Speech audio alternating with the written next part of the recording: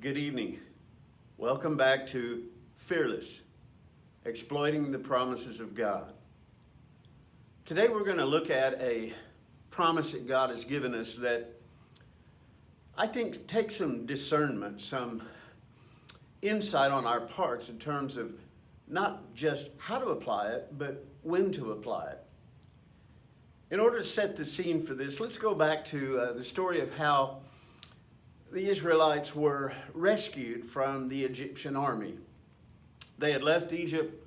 Pharaoh had let them go. Then he had a change of heart and a change of mind.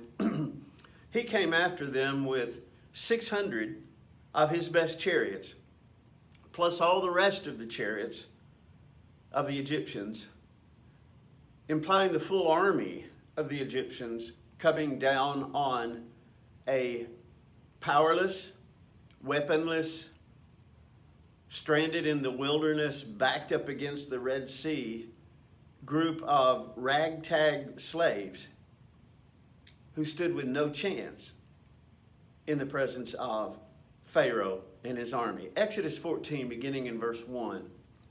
Now the Lord spoke to Moses, saying, "Tell the sons of Israel to turn back and camp before Pi-hahiroth, between Migdol and the sea.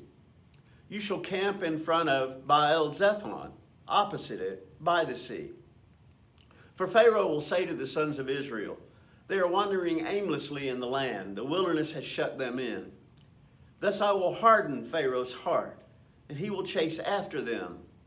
And I will be honored through Pharaoh and all his army, and the Egyptians will know that I am the Lord." And they did so. When the king of Egypt was told that the people had fled, Pharaoh and his servants had a change of heart toward the people, and they said, "What is this that we have done, that we have let Israel go from serving us?" So he made his chariot ready and took his people with him. And he took 600 select chariots and all the other chariots of Egypt with officers over all of them. And the Lord hardened the heart of Pharaoh, the king of Egypt, and he chased after the sons of Israel, as the sons of Israel were going out boldly. Then the Egyptians chased after them with all the horses and chariots of Pharaoh, his horsemen and his army, and they overtook them, camping by the sea, by Pi-hahiroth, in front of Baal-zephon. And as Pharaoh drew near, the sons of Israel looked, and behold, the Egyptians were marching after them, and they became very frightened. So the sons of Israel cried out to the Lord. Then they said to Moses, "Is it because there were no graves in Egypt that you've taken us away to die in the wilderness?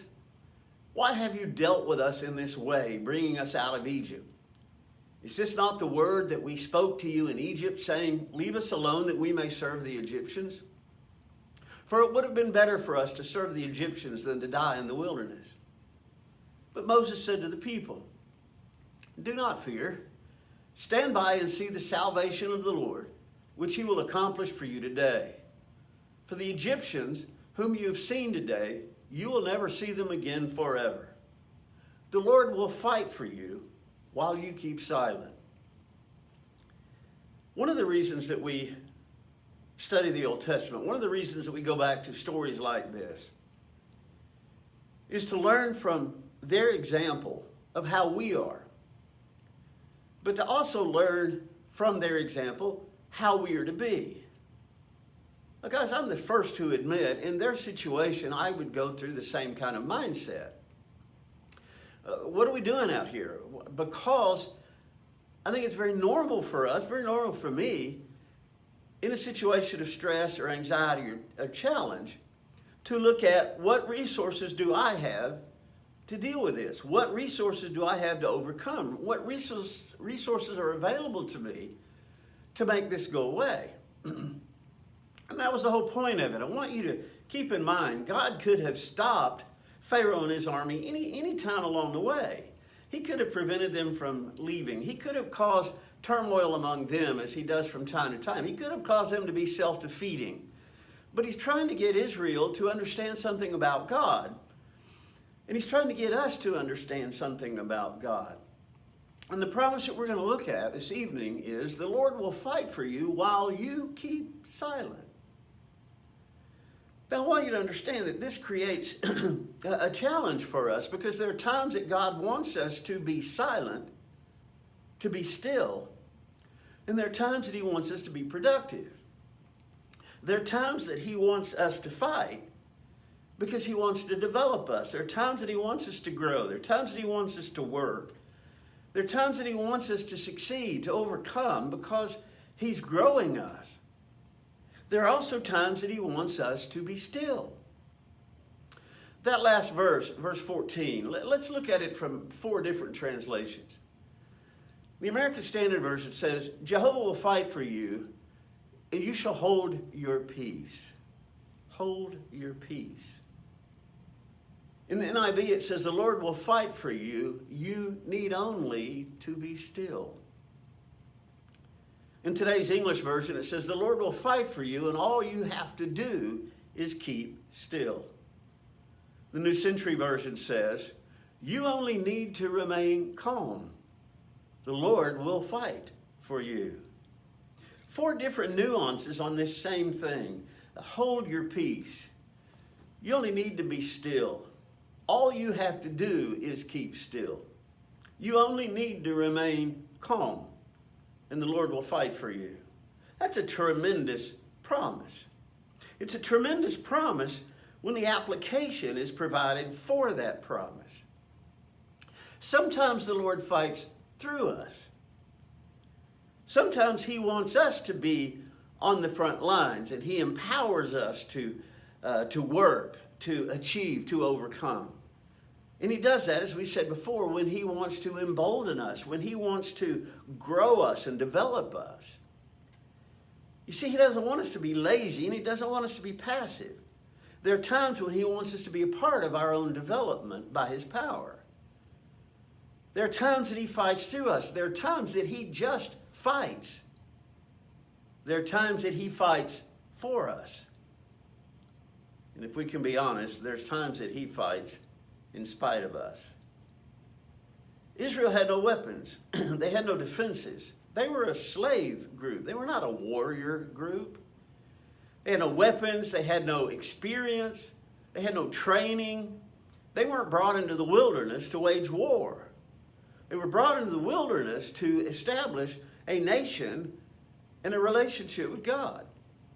They had no weapons. In a time when there are no weapons, we have to depend on God. Now, what I want us to understand is, it's the have to thing that we struggle with. It's not the joy of deliverance to us. Often it's kind of a retreat into deliverance. As has been said, when you can do all you can do, pray. Well, I understand the intent of that, but the suggestion is, all right, you've run out of resources, now pray. You've done everything you know to do, now pray. And there's almost a defeatist tone in that. We were living in Seattle when Andrea was born. Charlotte had gone through 48 hours of labor. There were complications with the birth. It was just, we were both exhausted. Charlotte had to go home and she had to take care of herself. She had to take care of Andrea, and I'm off working each day. And it's not long she had gotten back from the hospital, and she called me in tears. I was on the job. Steve, the hospital called, and they're demanding their money. You see, with the complications and all that, when as I remember, somewhere around $15,000, $20,000, something like that we owed. In 1985, that was a huge amount of money, especially based on our income. And a collections person from the hospital had called Charlotte, and on top of everything else that she was going through, they were demanding money and almost threatening her.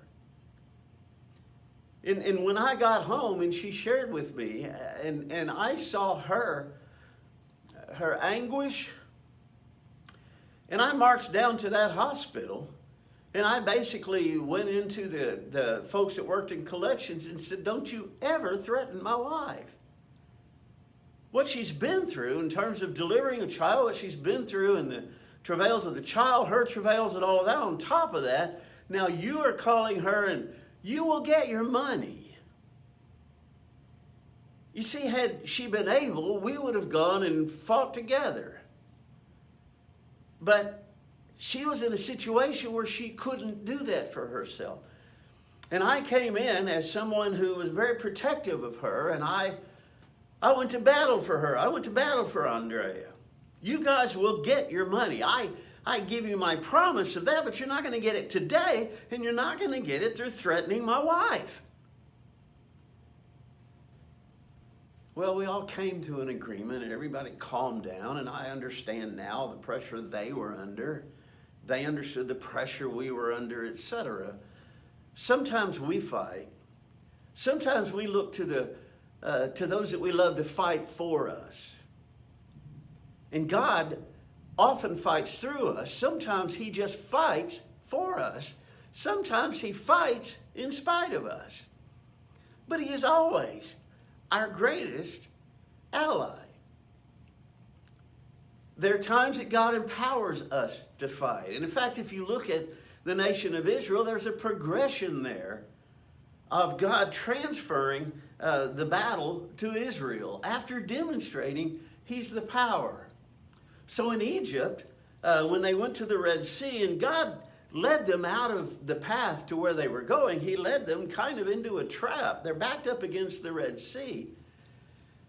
And he could have stopped the Egyptian army anywhere along the way, but he waits until they get right there, until the people can see them, because he's making a point. He's teaching them, brothers and sisters, he's teaching you and me, that sometimes when it looks the most dire, sometimes when it looks like it's impossible, that's when God shines. And sometimes he waits for the situation to get impossible before he moves. Because only God can deal with the impossible. And with him, nothing is impossible. So they're powerless, backed up against the Red Sea. And what did God do? He fought for them. He opened up the sea, dry land. They marched across, and the Egyptian army marched into the sea, and he drowned them all. Israel didn't do anything but follow the path he had given them. He did it all. They were totally passive. They had to be. There was nothing they could do. Then 40 years later, when they crossed into Jericho, when they crossed the Jordan, what did God do? He took the walls down. He destroyed the defenses of the town, and then Israel just went in and mopped up. Now, in the Red Sea, they were totally passive. Now they're responsive. They did not proactively defeat Jericho. God did.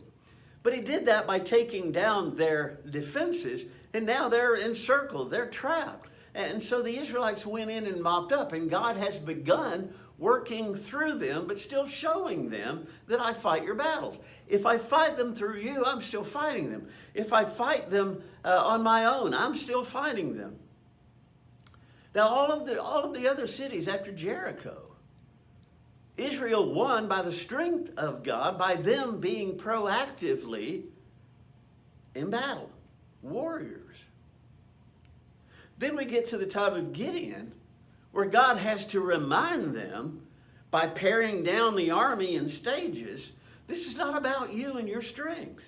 This is not about you being mighty men of valor. This is about me being your God and me fighting your battles for you. See, empowering us is about overcoming obstacles.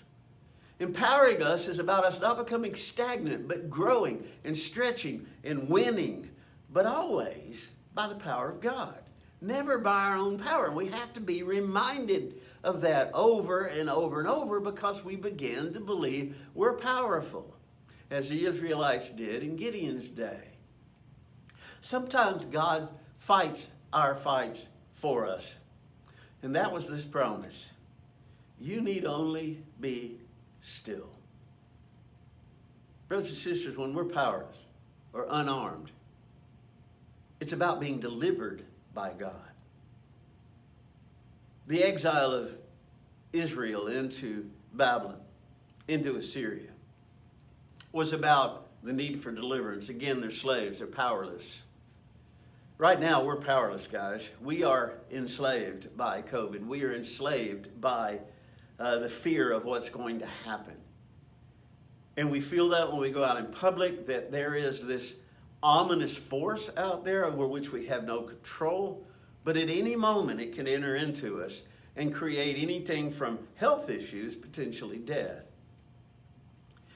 But the purpose of exile is to show the majesty of God.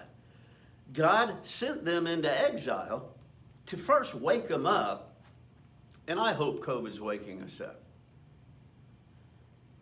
Guys, I think that if God is behind this, if God caused this, if God is bringing judgment on the world, if God is bringing judgment on the United States, there's no better way he could have done it. You see, in theory, we could stop COVID in 2 weeks if all of us, according to the best data we have, if we would practice social distancing and all wear our masks, we could stop the thing in 2 weeks. But we're so arrogant, we're so prideful. Nobody's going to tell me what to do. I'm going to get together with my friends and I'm going to throw caution to the wind. And what happens? Our numbers are going. God could not have created a way to bring us to our knees that any more fits the selfishness, arrogance, pride, rebelliousness of the American people than this. Not a prophet or a son of a prophet. I don't know what he's doing, but I do know this. We are in exile. And God is the only one who can deliver us from. God is the only one who can deliver us from exile. Because it's about how majestic our God is when we are overwhelmed and out of control.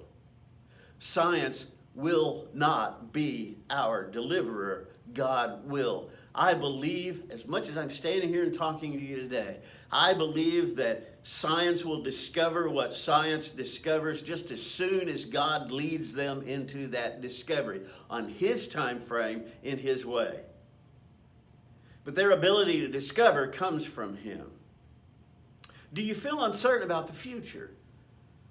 Or do you feel certain that God holds the future? Do you believe that he's in control right now? Guys, we've developed this dualism that God handles some things and then scientists or physicians or politicians handle other things. God is in control. He is almighty. He is all powerful. He is in control of everything, and all things work together for good because he's got a purpose in all of these things. Welcome to fearlessness. God is still in control. Deuteronomy chapter 8, verse 17. Otherwise, you may say in your heart, my power and the strength of my hand has made me this well. But you shall remember the Lord your God, for it is he who is giving you the power to make wealth. And that's the power to discover, the power to create anything, the power to do anything. It all comes from God. And God is warning, don't believe that it comes from your own hand. And in this United States, that's what most people believe. We're waiting for scientists, we're waiting for politicians to wave their magic wand and we're going to be delivered. And God is our deliverer. Why has it taken 9 months? Because God's in control and he's on his time frame. And I think our job, your job and my job, is to try to learn what God would have us know in this situation.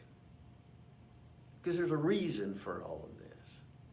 Now, whether he caused it or not, God uses everything. Whether he caused it, this could have been caused by Satan himself. But God uses what Satan causes for good. To those who are called according to the hope, who are called according to his purpose.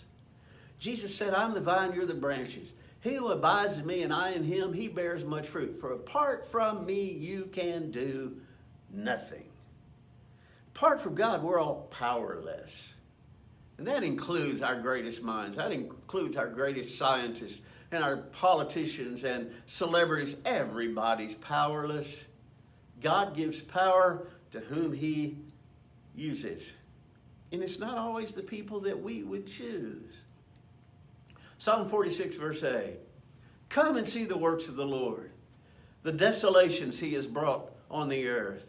He makes wars cease to the end of the earth. He breaks the bow. It shatters the spear. He burns the shields with fire. Be still and know that I am God. I will be exalted among the nations. I will be exalted in the earth. The Lord Almighty is with us. The God of Jacob is our fortress. And the fortress hasn't changed. And the power of that fortress has not changed.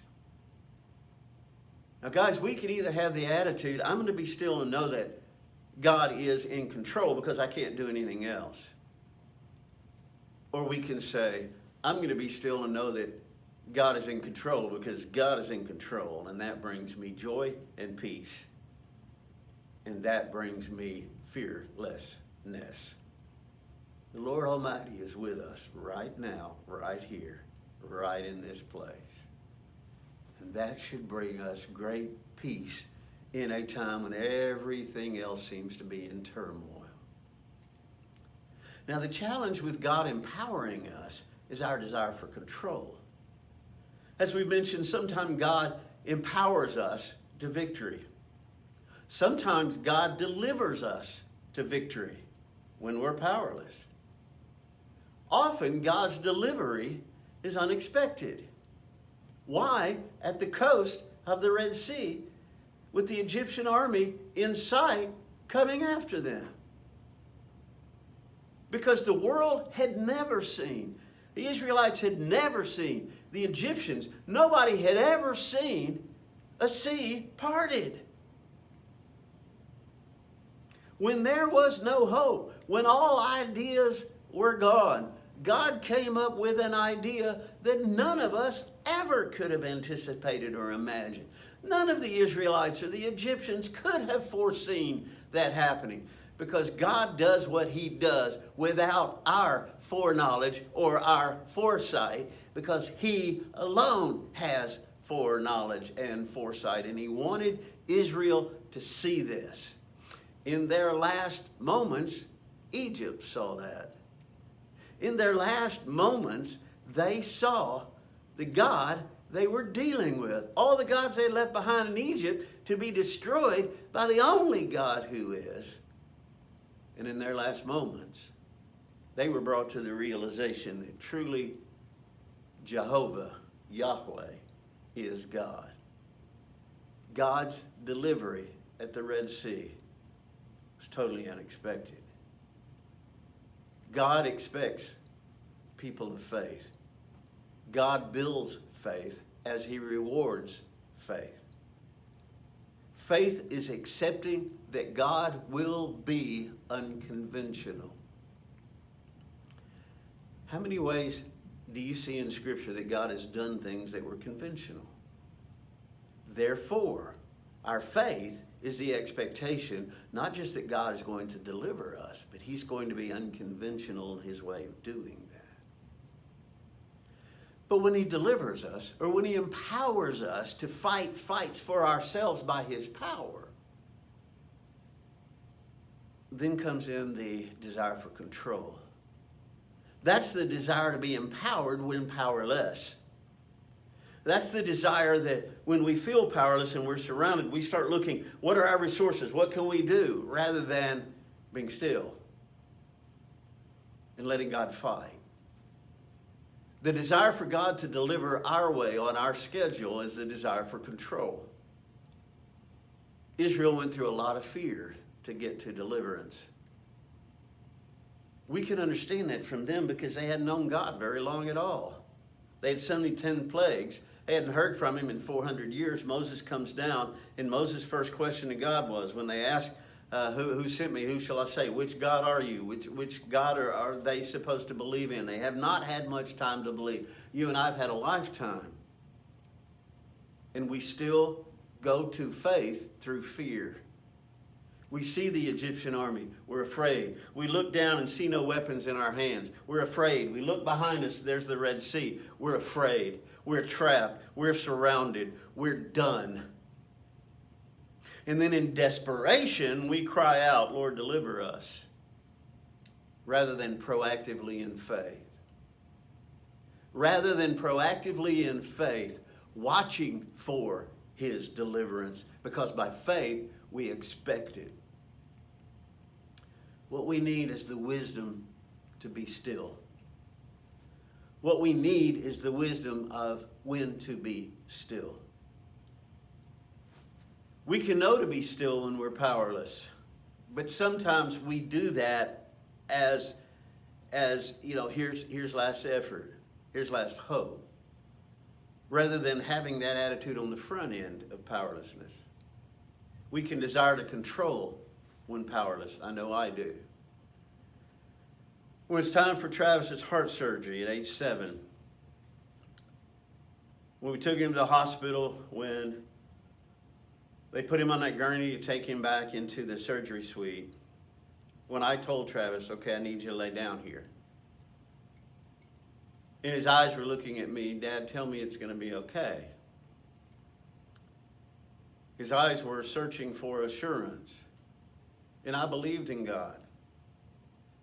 But I, like the man with Jesus, I believe, help thou my own belief.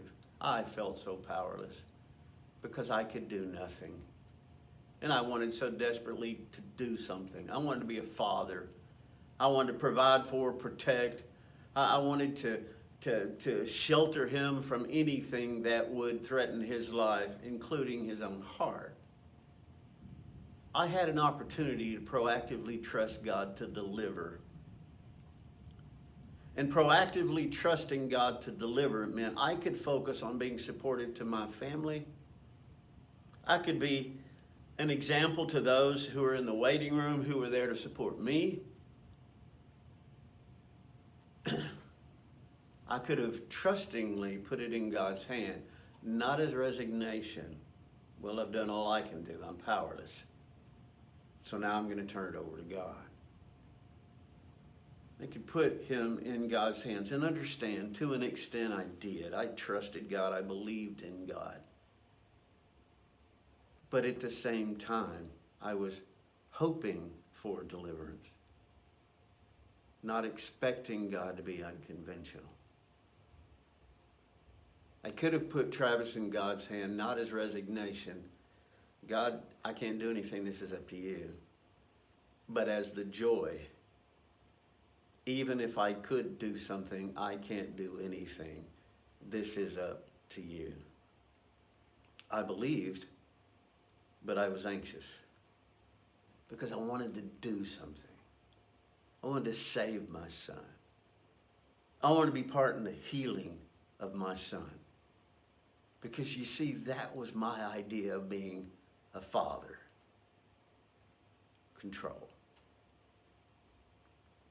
That seemed like failure on my part as a dad. And what I want you to understand is when we proactively decide to be still, sometimes it feels to us like failure. I'm admitting my powerlessness. I'm admitting my failure. And that feels like defeat. Guys, it's hard for me to be still. Sometimes I trust my doing something badly more than I trust someone who is an expert. Sometimes I want control so much that I want to try to make it work and fix it myself, even though I'm not necessarily good at it. Had a friend in Seattle who was a mechanic, and we drove kind of clunkers, so got to know him pretty well. He knew I was a plumber. We had a great relationship, and I had taken the car to him. He opened the hood. He looked under the hood, and he turned and looked at me, and he said, Steve, you've been working on this, haven't you? And I sheepishly said, yes. And he said, your working on it has made it tougher for me to fix it, which means it's going to be more expensive to you. Yeah, I know, but I just had to do something. He said, I'll make a deal with you. If you don't touch your car, I won't touch my plumbing. I said, you got a deal. Sometimes I trust myself to do something badly more than I trust someone who is an expert. God is always an expert. He's always an expert in my need. He's always an expert in my powerlessness. He's always an expert in my empowerment. And my challenge, guys, is to know the difference between when does he want me to fight. to empower me, and when does he want me to be still? And sometimes I feel empowered to fight when I have no power, and that's when I need to be still. But feeling powerless still feels powerless. Feeling powerless still feels like failure to me, rather than a time in which this is awesome, because I'm back to the Red Sea and I'm powerless, and I'm praying to God, and I am going to watch him do something amazing around me, in me, through me. What I am going to be able to see God do something amazing. And brothers and sisters, we're in exile. We are going to witness God doing something amazing. Now, I want you to understand something. Amazing can be cure. Amazing can be judgment. Amazing can be bringing this nation to its knees so this nation comes back to God. But that's all amazing. It's just not conventional. I struggle with being still because sometimes I have the illusion of powerfulness when I have no power at all. The balance, and this in my life is kind of an exacting balance between doing, and there are times that God wants us to do because he wants to empower us. He doesn't want us passive and lazy, but there are times that he wants us to be still. But that's not being passive, even though it feels passive. So finding the balance between doing, between working, between fighting, and trusting for it to be done in spite of me. It still seems to be passive.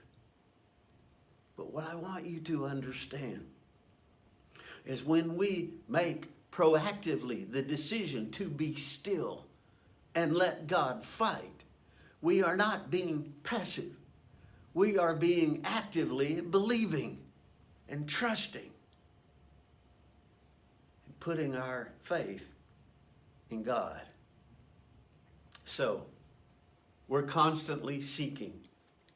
And we're constantly seeking opportunities. Sometimes opportunities to be empowered. Sometimes opportunities to be still and to be delivered. Sometimes to be a spectator in my own deliverance, where all I do is watch God open the sea and watch God close the sea on the Egyptian army, totally destroying every single one of them and the horses they rode in on. But I want you to understand, seeking opportunities to be empowered, seeking opportunities to be still, should be equally exciting opportunities. It should be equally exciting search. Do you want to work through me, or do you want to handle this one and deliver me? There was a member of the church in Seattle that used to say, work like it depends on you. Believe like it depends on God. Sometimes ceasing work and seeking deliverance seems like quitting. But it's not. It's a change of approach. It's a change of pursuit. Lord, empower me to do this. Or Lord, I'm going to be still and you work. Those should be equivalent choices to us. Both equally powerful. One, God showing his power through me. The other one, God showing his power to me and everyone else. Ceasing to work and seeking deliverance is not quitting. Do you enjoy being still and watching the glory of God? Brothers and sisters, I'm learning to. Welcome to living fearlessly. Seek deliverance from COVID. Trust God in the election. Know for sure that God has a purpose in the election. but that it may not be yours? After all, we wouldn't have voted for Nebuchadnezzar, and God raised him to power. After all, we would not have voted for Pharaoh, and God raised him to power. Paul talked about that in Romans chapter 9. We would not vote for Xerxes, and God used him. We would not have even voted for Saul as king, and God used him. The victory in all of this is God's. The victory in the election, the victory over COVID, the submission to COVID, the being overwhelmed and brought to our knees by COVID. It's God moving. But know this, he delivers his people because God is almighty, and don't ever forget that. If you don't see his power for a time, that means that his schedule is not yours, but never doubt his power. And never doubt his deliverance. Never doubt his empowerment when he wants to move through us. But there are times that he can't move through us because we are powerless, and he moves for us. He shows us who he is. And watch for God to show himself. Now, it may be that science and politicians take the glory, but you and I both know deliverance comes only from God. It may be some tough times ahead. God's in control. He is our fortress. And he will guide us through tough times. Live fearlessly. Be still. I will do your fighting for you. And God never, ever, ever, ever loses. He's not going to lose this election. I don't care who's voted in. He's not going to lose to this disease. He's not going to lose to a nation torn in half. He's not going to lose to racial strife that threatens to tear neighbor from neighbor. He's not going to lose in political strife in which folks are polar opposed to one another and what they think is right, what they think is best. He is not going to be defeated in anything human beings or any group or the totality of humanity can do. Our God fights our battles, either through us or in spite of us or in place of us. But we cannot lose because he cannot lose, and we are his people, and he is our God. Welcome to fearlessness. Bask in it. Love it up. Lap it up. And hurt for those around you who are living in abject fear. God's seen it all before. And as long as the earth keeps going, he's going to see it again. But he always rises, incomparable, as do those who he blesses. Fearlessness. Doesn't it feel awesome?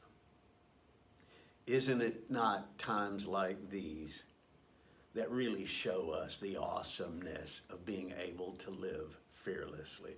Everybody can live fearlessly when they're not feeling confronted or challenged or overwhelmed. But in the tough times, God shines powerfully. I love you. My desire for you today and tomorrow and the next day is to live fearlessly, exploiting the promises of God. You be at peace. This battle's on me. I'm going to win this one for you so that I will be glorified in all of the earth. My prayer is, Lord, bring it on. Be glorified. Be glorified through battle. Be glorified through victory, through disease, through pestilence. Be glorified through me. Be glorified through you. Be glorified and fight our battles with us, in front of us, for us. God bless you. Fearless. Look forward to seeing you soon. Have a great evening.